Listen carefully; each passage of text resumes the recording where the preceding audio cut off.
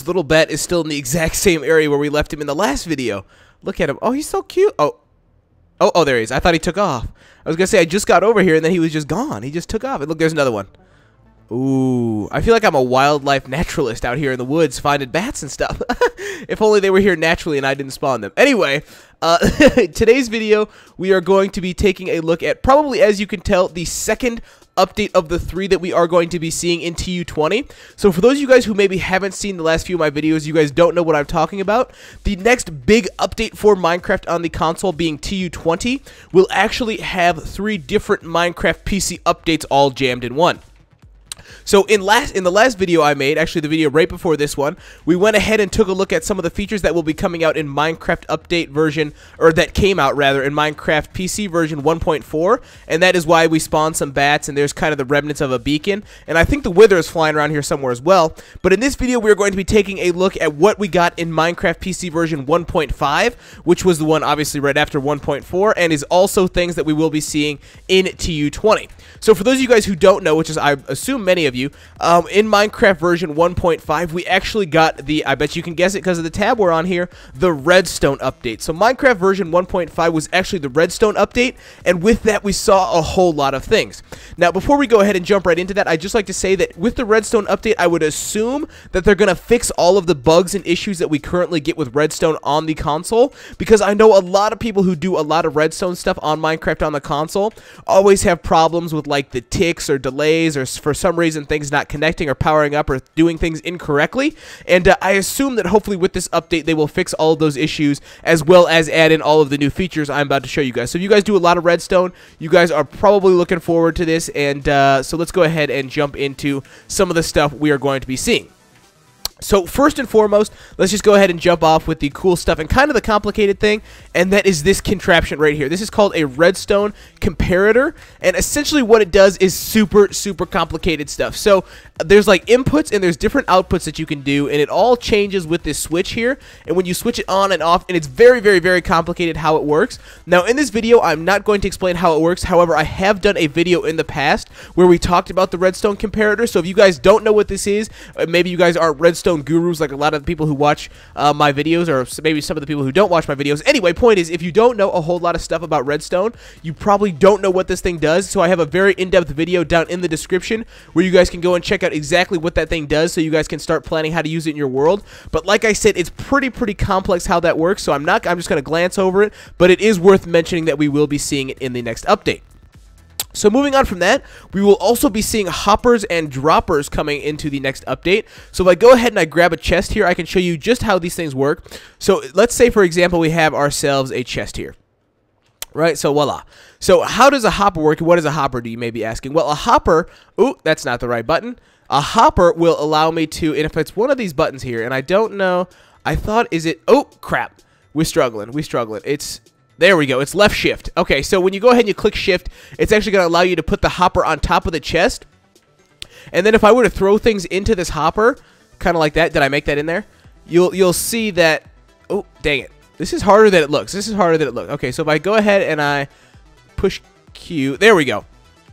So when I actually throw things into the hopper, if the hopper is above the chest, the hopper will put the things directly into the chest. So essentially it's a pretty effective storage method, and if you did like a bunch of hoppers on top of each other, you could get like a little funnel type system that would work pretty well. And it's just a super awesome feature that I think a lot of people that do a lot of Redstone stuff are looking forward to. Again, I do have actually, ooh, you can see we just walked into the area where the wither is. So where is, oh, there he is.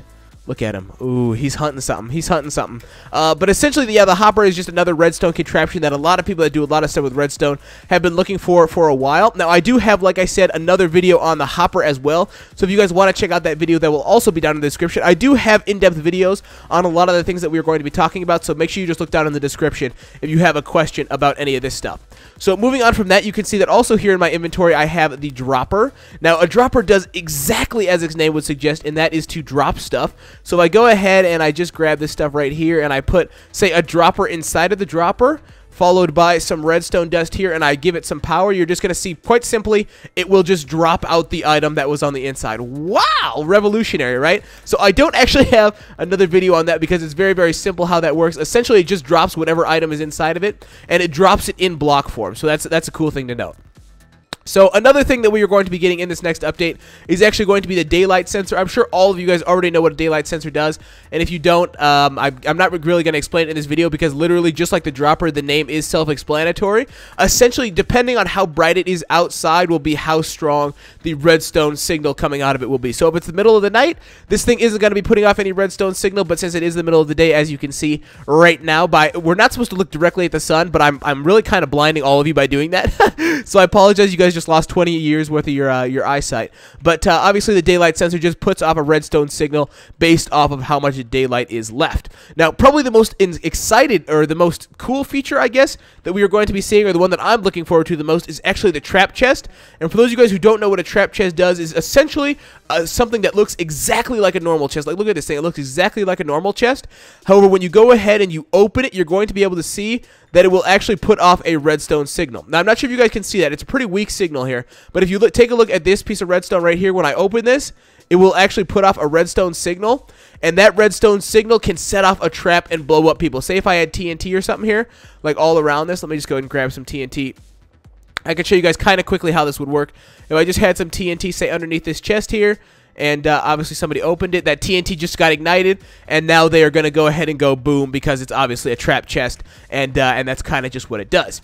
So with that, we also will be seeing the addition of weighted pressure plates, as well as, where is it? Oh, there it is, a block of redstone. I was looking right at it and didn't even notice. So we'll also be getting a block of redstone. Again, it's just essentially, I guess exactly what the title says, a block of redstone. It's just 9 pieces of redstone put together, and it will give you a piece of redstone.